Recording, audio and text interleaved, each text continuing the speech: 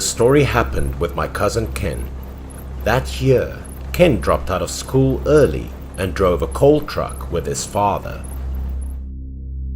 That night, there was my uncle and brother Ken and a few other colleagues. The group filled 2 large trucks with coal and started preparing to transport them. The trip was relatively long, so at midnight they started to depart. The trip was still going smoothly until down the pass. It was about 3 o'clock in the morning when suddenly my uncle and Ken's car had a problem. Here was the pass, and all around the forest there was no place to fix the car. It was bad luck. After thinking for a while, Ken got out of the truck. He lit a lighter for a cigarette and waited for the other 2 of his colleagues' truck to come and ask for their help. After that, Mr. Ken smoked while looking for a place to go to the toilet. Suddenly he saw a faint light in the distance. This thing made my brother curious because it was almost morning. Why, there were still people turning on lights in the middle of the forest. Looking closer, it looked like they were holding a small stage. Could it be that people here have a late night festival? People also began to sing, and strangely the light emitted from the stage looked very dim, like the lights used for the old stage types. Waiting for the other truck to arrive seemed long and boring. My cousin began to walk towards the stage, still holding a cigarette. When he arrived, he realized that the stage was very small. A few spectators were watching the show. Ken's appearance did not attract the attention of the guests sitting around, but the girl who sang Boy on stage seemed to keep an eye on him, glancing at him when he entered. Normally, my cousin didn't like this kind of singing, but somehow he found it very good and interesting that day. For a moment, Ken was also swept away by the performance and joined the applause of everyone present. What Ken found strange was why people organized singing at this late hour. But then something stranger started to happen. Suddenly, the curtain on the stage seemed to be on fire. The fire was getting bigger, but no one seemed to notice it. With a cigarette in hand, Ken saw that strange thing happen, but no one reacted at all. The fire was loud, burning and spreading all over the curtains, but the singer was still singing on it. Brother Ken began to panic and worried. He glanced around, but no one seemed to have any intention of putting out this fire. Seeing this, he shouted to let everyone know about the fire, but the more he shouted, the more they remained motionless. Even stranger, couldn't they see that the fire was getting bigger and bigger? Why was no one reacting? That left Ken momentarily frozen. Only then did he realize that the people sitting here had very strange attitudes. They sat motionless, like statues. Ken felt this to be a little creepy. But the fire that was burning up there was the big problem. Ken still tried to call everyone to put out the fire. Ken shouted louder to get attention. At this time, the audience suddenly reacted to Ken's noise and turned to stare at Ken. They looked very weird. Ken was so scared that he fell backwards, his eyes wide and mouth open, unable to speak. He glanced up at the stage. Both of whom were performing on had also begun to burn with flames, but they were still singing. More frightening, the fire made their skin wrinkled and scorched, but they still calmly stood and sang. Their clothes were burned, even though the fire was slowly engulfing them. But the bigger the fire, the better they sang. My cousin told me that his legs were numb and he couldn't sit up when he tried at that time. So he tried to scream, hoping someone would hear and come to save him. The sound of footsteps woke him up and took his eyes off the stage. The scene at this time made Ken show extreme fear. He found himself surrounded by the audience who had been watching the song earlier. They were standing around him. Their eyes had no pupils, were white, and stared at him as if they wanted to eat him alive. The surrounding area was very quiet.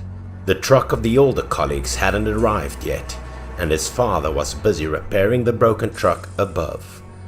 Screaming until now was hoarse. Ken could no longer scream, only stammering in vain. Suddenly the phone in his pocket began to ring loudly. It was like an alarm clock, making his mind more alert. But because he was so shaken, he struggled to get his phone out of his pocket. Suddenly, there was a voice calling from afar. It was Ken's father's voice. Only then did Ken dare to breathe a sigh of relief. He turned to look in the direction of the stairs going down and saw the figure of his father standing in the distance and calling out Ken. Suddenly, looking around, the people just now disappeared without knowing. But then they must be ghosts. Ken also looked towards the stage. The performers and the lights also disappeared. Now, only the old and tattered stall remained, which must have been abandoned for a long time. So there was no performance. Maybe he was teased by the devil. Ken's face was dull and sweaty, dumbfounded by everything that had just happened before his eyes. At this time, his father's call once again awakened him from his stupor. His body was shaking to the point that he had no strength left, but he still managed to get up. Ken's whole body still felt apart, so he tripped while running. But Ken did not dare to stop, did not dare to turn his back to look. He only knew how to hide and run. Only when running to the place, seeing his father, Ken dared to stop and collapsed because of exhaustion. Seeing that his son was not well, my uncle knew that something bad must have happened, so he and the other two helped Ken up and asked for everything. Ken's face was still pale and panicked by everything that had just happened. My cousin started stammering about his encounter with ghosts and was almost harmed by them. After hearing this, everyone was shocked. 3 people saw that Ken could no longer walk, so they helped Ken into the truck to quickly move away from the place. Later, Ken continued to do his work with his father, but he never dared to go out at night again.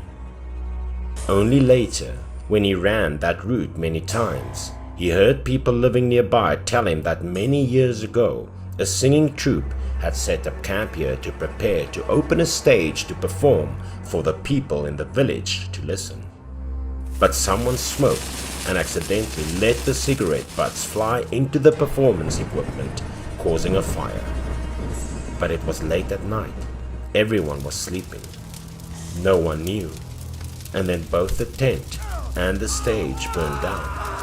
As a result, nearly 20 people were killed in that terrible fire.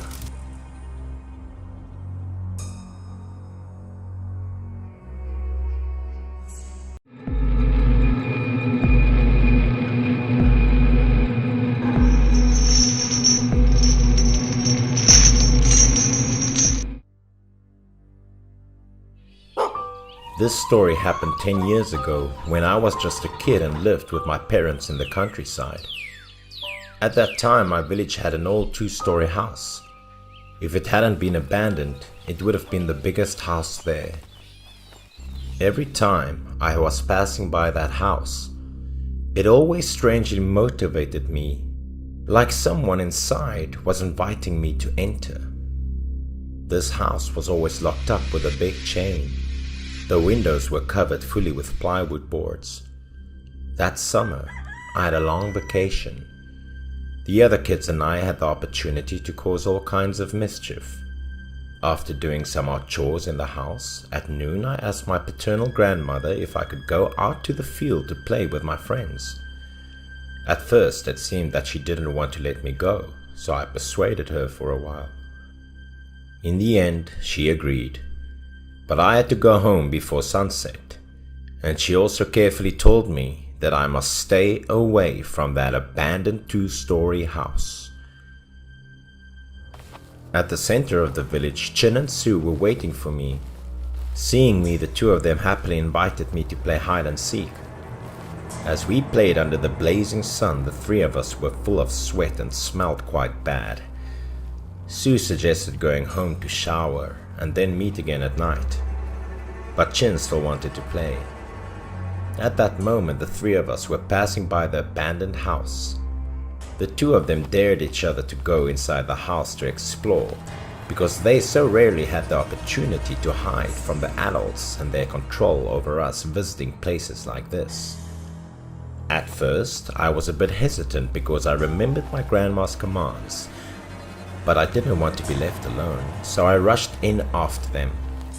They slowly approached the abandoned house, then peered through the gaps between the wooden boards. They were acting like actual professional spies, despite the weather and the hot summer heat. From the outside, they saw a dark interior full of cobwebs and dust, surrounded by the smell of wood mixed with the smell of mildew, which was extremely unpleasant.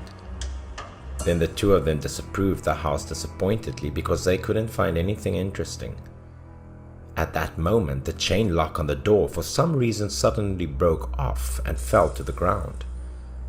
Sue reacted extremely excited and quickly approached the door, grabbing the chain and shouting, "God helped us, guys!" After that, Sue softly opened the door and slowly entered. I too slowly followed, but my body couldn't stop trembling from fear and anticipation. The air in the house was quite cold and smelly. A stench, like a heavy smell of animal fat, made us all feel nauseous. In the middle of the room, a slimy patch of black water appeared. It was like animal fat mixed with kerosene or something. We tried to get our feet up high, step by step, slowly and carefully avoiding the liquid clinging to us. Unexpectedly, a cold wind blew back from the inside of the house, causing the main door to slam shut.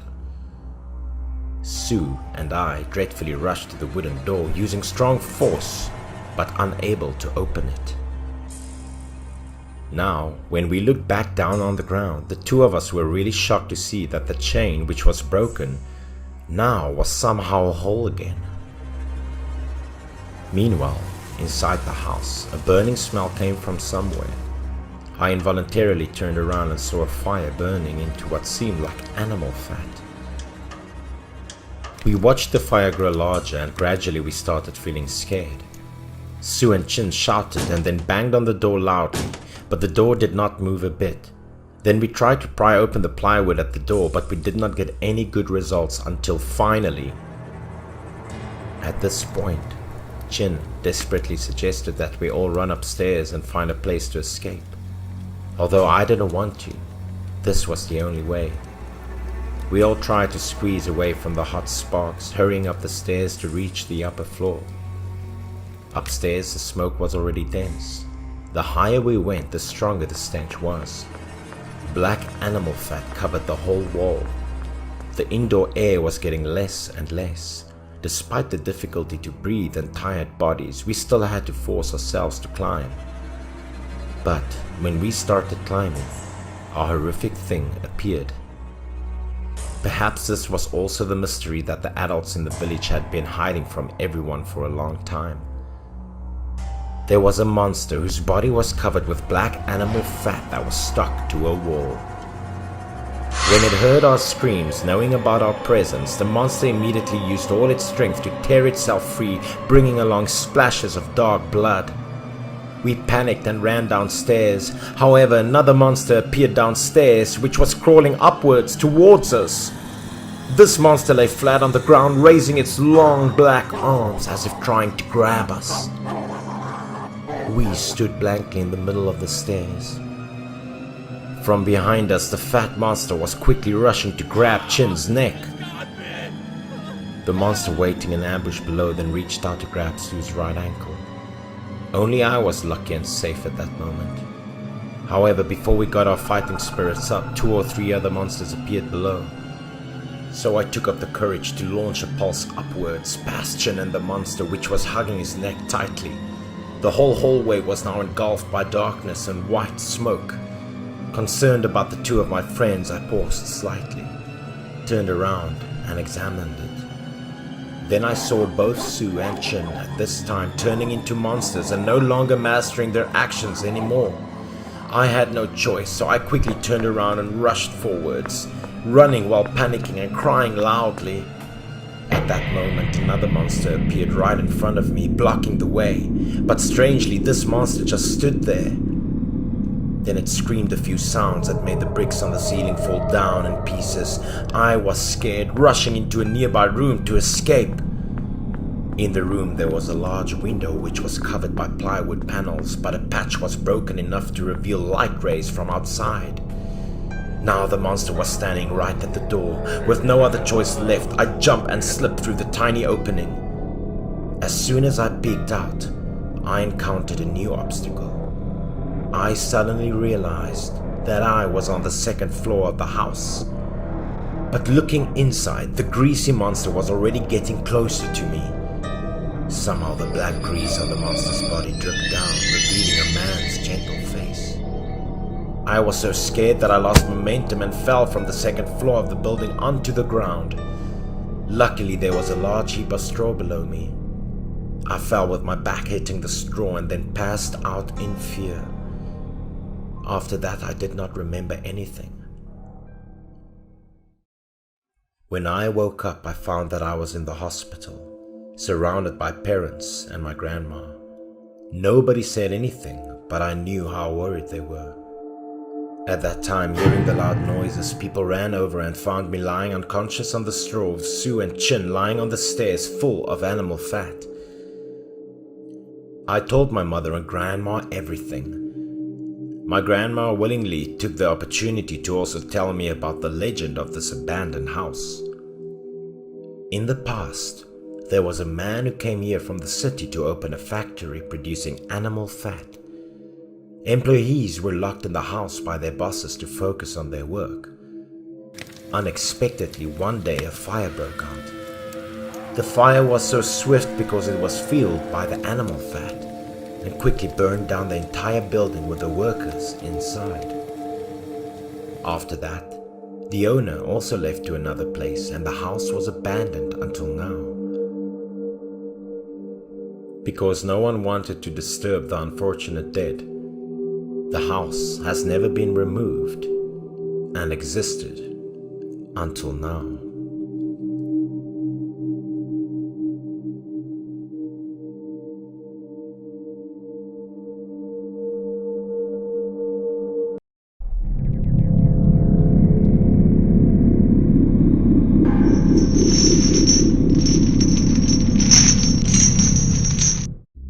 One morning, the industrial zone's technical department suddenly became bustling with activities. It was already 9 a.m., but Yun was nowhere to be seen, which aroused the two workers' curiosity. One of them said that Yun had left work early for his girlfriend's birthday yesterday, so there might be a chance that the guy had overslept. As soon as the man finished his sentence, he saw another man rushing and looking worried as he broke bad news to them. His forehead was dripping with sweat.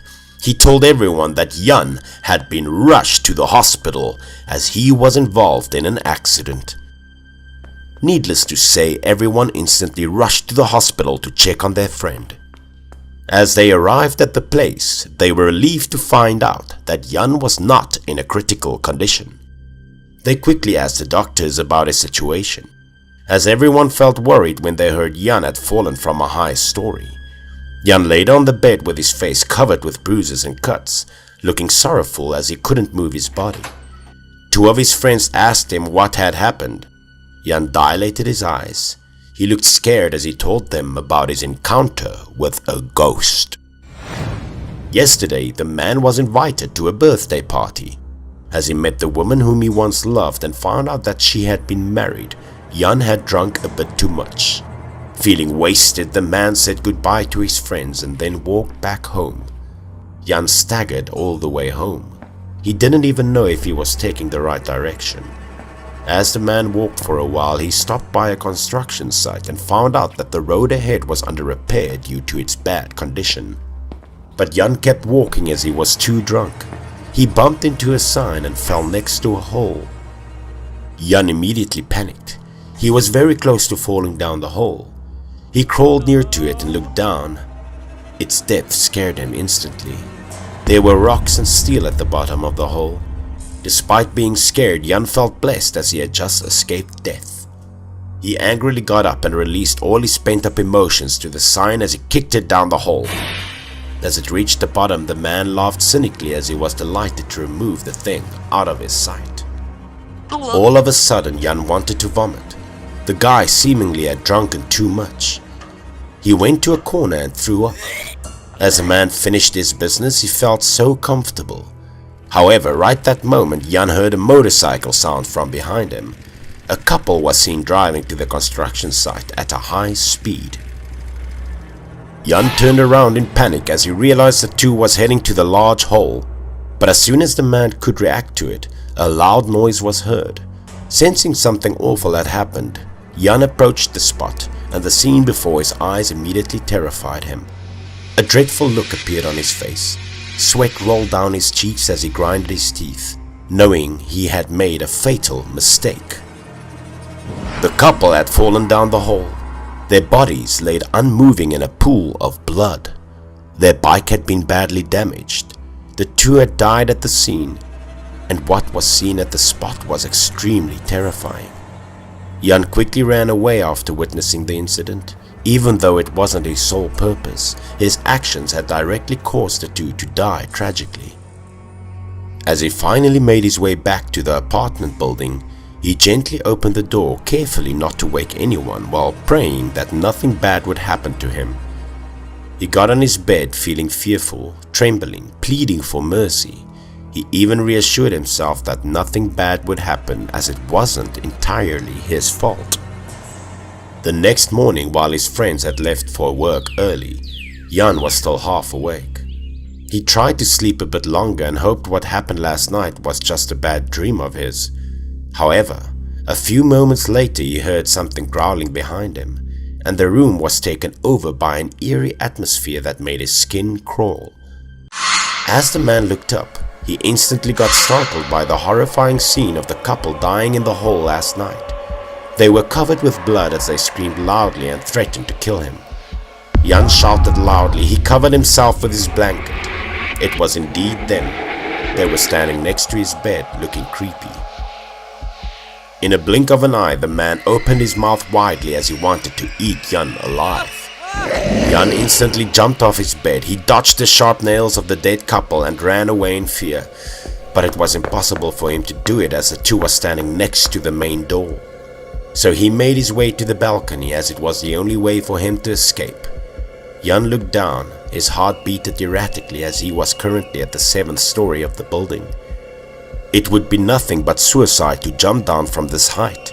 He would definitely end up dying the same way like the dead couple. But it wasn't the only thing that scared him. Now as the ghost approached him looking ferociously. Their eyes were filled with anger. The male ghost extended his arm to Jan, revealing the sharp fingernails while grinding its teeth as it rushed to him. Jan recoiled in horror. As he found himself to be in a tight corner, he pleaded for mercy as there was nowhere else for him to run. But the male ghost didn't hesitate for a bit. It pushed Jan to fall off the balcony as an act of revenge for what he had done the night before. The push caused Jan to lose his balance and he fell over the balcony. Jan was in extreme fear. He raised his arm in despair. From the balcony the ghost was staring at him and laughing demonically. However, it was fortunate of Jan to land on a large branch, which greatly reduced the damage of the fall. Thanks to the tree branch, the man still survived after the fall. Jan laid unmoving on the ground, his whole body paralyzed as he unconsciously gazed up. There was no one at the balcony. After laying on the floor for about an hour, he was found by a security guard and quickly rushed to a hospital. As Jan regretfully told the story to his friends, he told them not to be worried much about him. The two friends were astonished to find out about the tragic incident. They quickly went to the construction site and noticed that the hole was being sealed by a road worker. The worker confirmed there was a couple who unfortunately fell down the hole last night, but they survived and had been put under special treatment. The two men were surprised. They then went to the hospital to verify what the road worker had told them. As they arrived at the place, a nurse told them there was indeed a couple being taken to the hospital last night. The woman was slightly injured, but the man was in critical condition. However, he had overcome it and was slowly getting better. The two men then went to the couple's cots. They were still alive, which confused them, as Jan had previously confirmed that the couple didn't make it. The vengeful story which they had been told by Jan no longer made sense now. They started doubting if it was just a nightmare of his. There must be a strong likelihood that Jan had hallucinated and felt disgusted by his sins, an effect that was caused by the excess of alcohol he took in that night. As he was haunted by the scene at the construction site, he had jumped off the balcony and fell on the ground.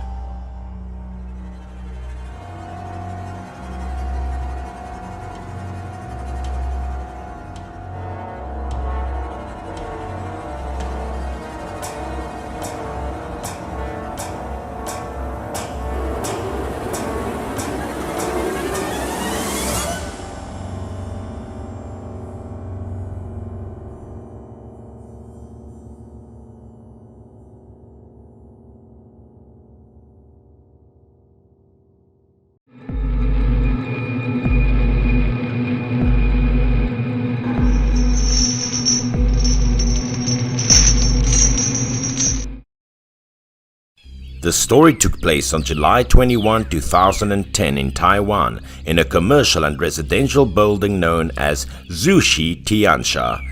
The fifth floor of this building was a nursing house for mildly mentally ill patients, while the remaining floors were apartments and offices. 7 days ago, an elderly woman named Lee, who was being treated in the hospital on the fifth floor, went missing, and her family searched for days but couldn't find her. That afternoon, an elderly man was returning to his apartment on the 7th floor of the Zushi Tiansha building. Because he had only one daughter and was married, the elderly man lived alone on the 7th floor. When the elevator doors opened, the old man entered to go upstairs as usual, but he discovered that it was occupied by an elderly woman. But she didn't exit. The old man didn't think much of it, despite the fact that it was strange. She became even more bizarre after entering because she did not press to select any floor. It could have been a confused woman or a mental patient on the 5th floor. The old man mused to himself as he pressed the button to the 7th floor where he wanted to go. The elderly man casually inquired of the woman, "What floor do you want to go to?" The woman replied in hushed tones that she wanted to go to the 6th floor. The old man easily assisted her in pressing the 6th floor. He assumed she was confused and had forgotten to press. As the elevator rose, the old woman said nothing and did not respond either, despite the fact that the old man asked a few questions. "The 6th floor has been vacant for many years and has been sold for many years. Are you the one who bought it?" Because the old man suspected she was a psycho, he paid no attention to her anymore. After a while, the elevator took the two of them to the 6th floor as the old woman had requested. However, the woman did not approach the elevator door, indicating that she did not intend to exit the elevator. The man returned to remind her not to miss the elevator again. "Aren't you going to the 6th floor? There, you have it." But this time the old man was taken aback. Something was wrong here. Behind him turned out to be empty and the woman vanished without a trace. There was only the old man in the elevator. Did she just vanish like this?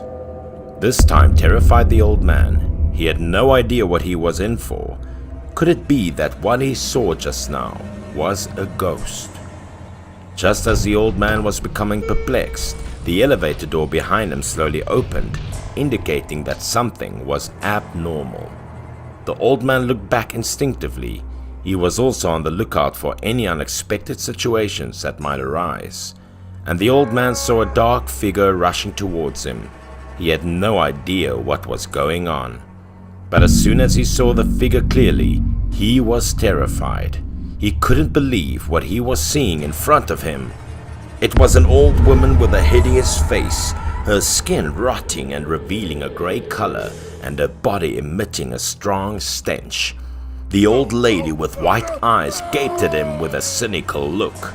Her body was poured directly onto him, which terrified him. The old man collapsed to the ground in terror, and the woman also overpowered him. He was completely taken aback by what was happening. Wasn't this the old lady who just asked him to select the elevator button on the 6th floor?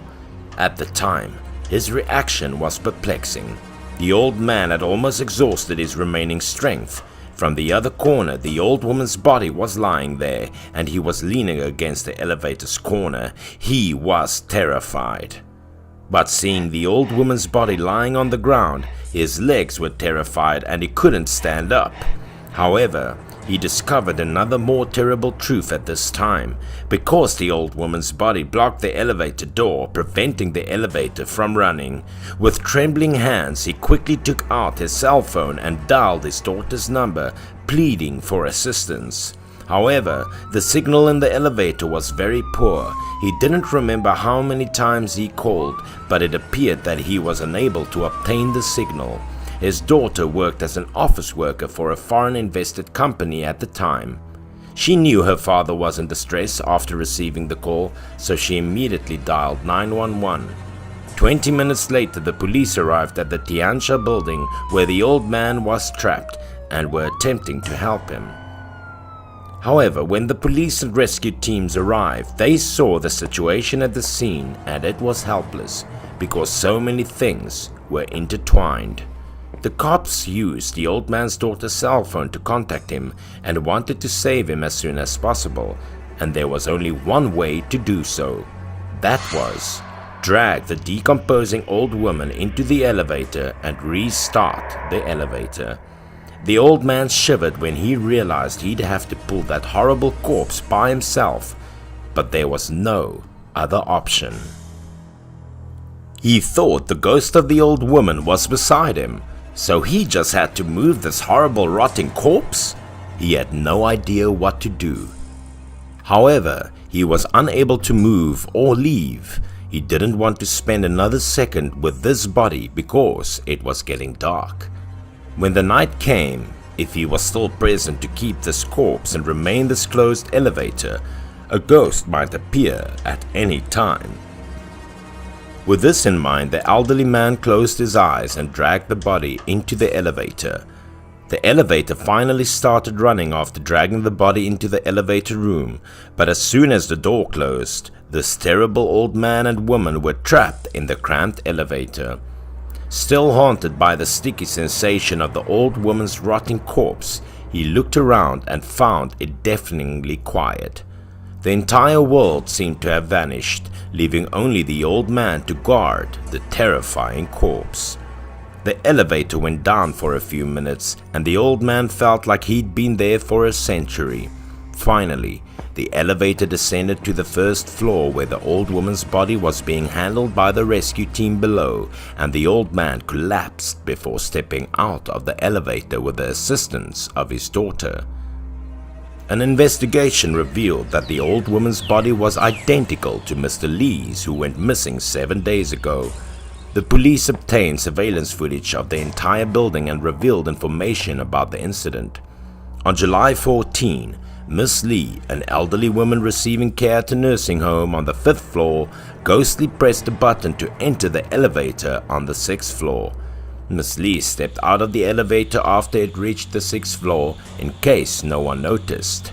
The 6th floor was formerly a dojo, abandoned for unknown reasons for many years, recently sold to a new owner, who didn't know why, never used the place, so it remained empty.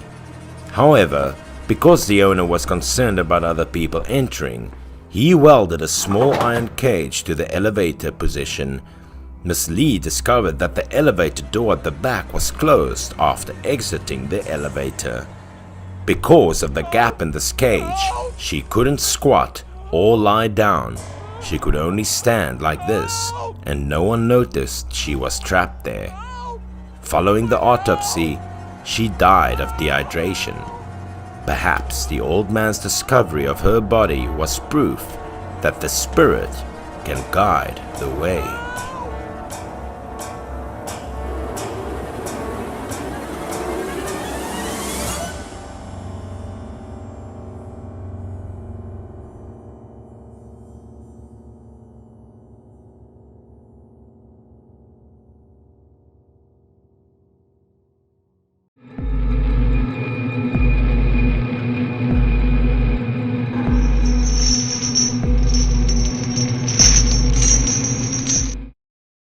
It was a mysterious story about the forbidden forest in my village. To develop the economy, the government had widened the road to facilitate traffic. The big road was opened, leading to the investment of many rich business owners. They came here to develop an ecotourism area. According to the project, cranes and workers were sent to work. They embarked on replanting the forest, cutting down all the trees to get vacant land. But when the cleanup was complete, the workers discovered a huge old tree standing tall, almost as high as a hill. This discovery made the whole group of workers worried. They decided to wait until the following morning to blow up the stump. While observing, a worker working in the delegation discovered a dark figure standing on top looking down. He didn't know how the mysterious man got to the top. The man slowly walked from the inside to the side of the hill. His face was gradually revealed wrinkled like an older man with dark black eyes, wearing the village's long-standing collar. The worker's gaze could not escape the figure of the mysterious older man, but the more the worker looked, the more curious he felt in his heart. The worker seemed to be hypnotized, standing there for several minutes. It was not until a colleague from afar came to call him that he woke up. He pointed to the top of the tree stump and told his colleagues about seeing the mysterious older man standing aloft in a trembling voice. But strangely enough, when they both looked up, the strange older man had disappeared, leaving no trace. This thing made his colleagues laugh at him. No one believed the young worker's story. That evening, the working workers returned to their tents to rest. They gathered in a large tent to light a fire and talk. The group of workers sat by the fire playing cards. After a game, the young worker suddenly became uncomfortable, so he went back to his bed first. After that, everything went on as if nothing happened. Only the worker that night suddenly had a cold, as if he was sick. By the middle of the night, the cold air and fog surrounded the small tent. Outside, the sky shot up with a fierce flash of lightning. With only a few lightning bolts, the sky poured down a force and rushing rain, drenching the surrounding land. Inside the tent, the young worker felt more uncomfortable, cold air on his toes running up his body.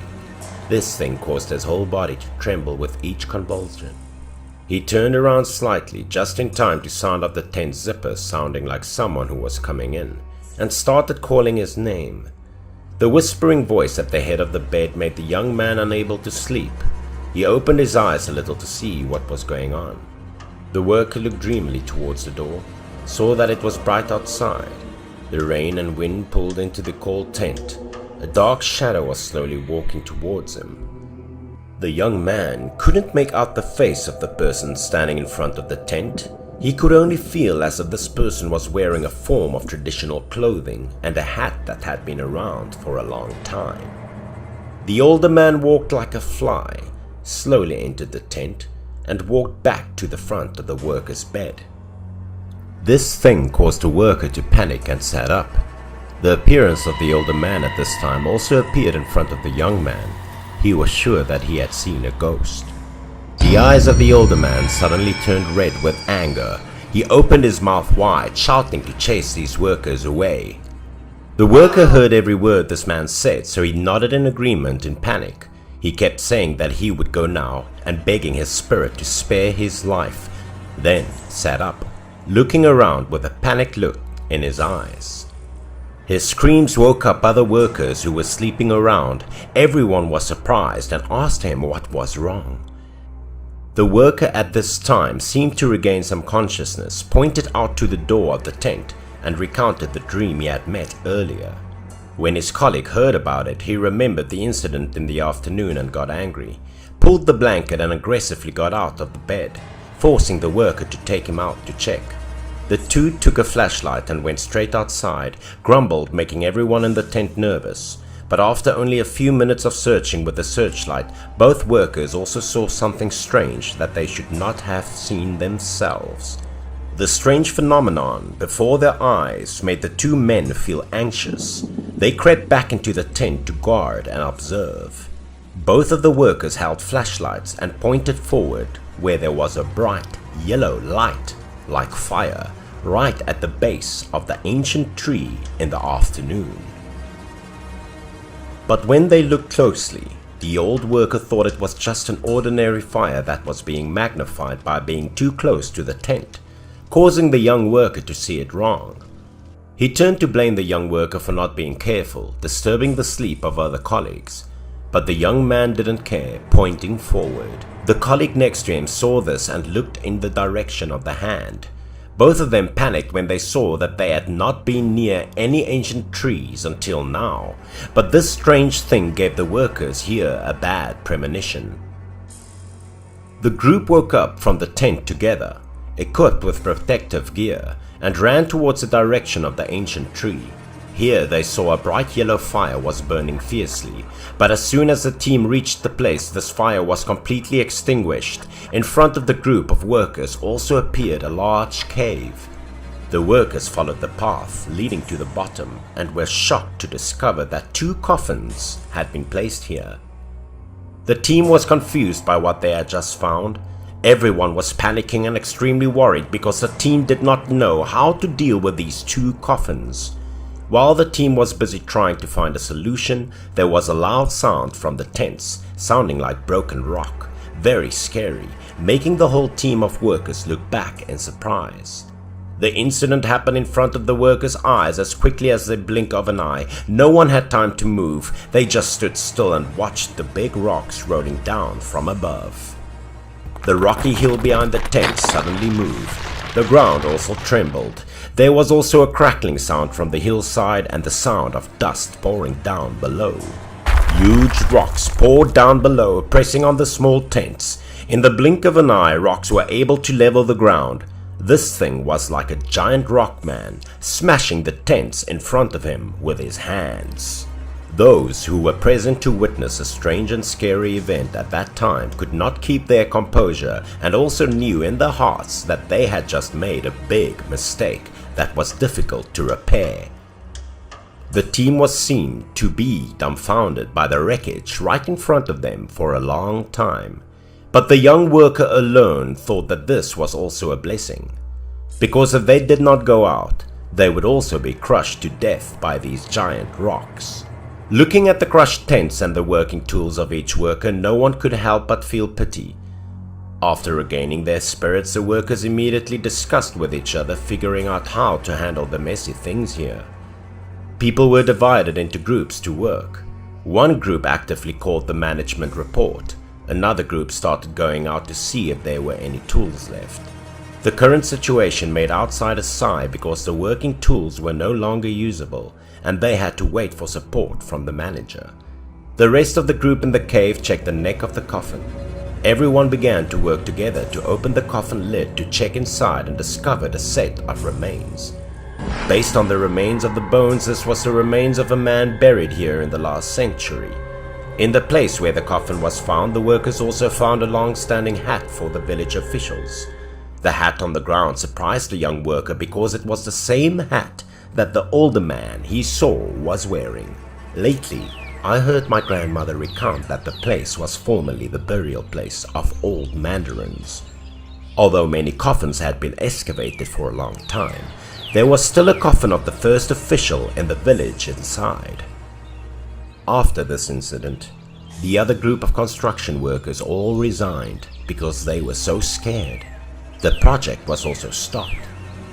Later, historians also came and excavated the surviving ancient tomb and brought it to an